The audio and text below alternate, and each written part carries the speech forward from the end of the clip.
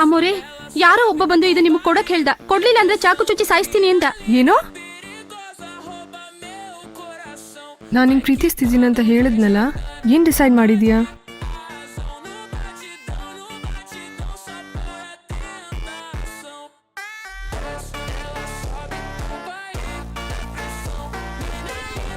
Hi. Stupid.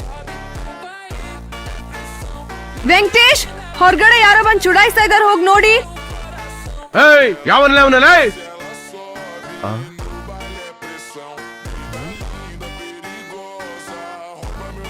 ಅಮ್ಮ, ಹೊರಗಡೆ ಯಾರು ಇಲ್ಲ.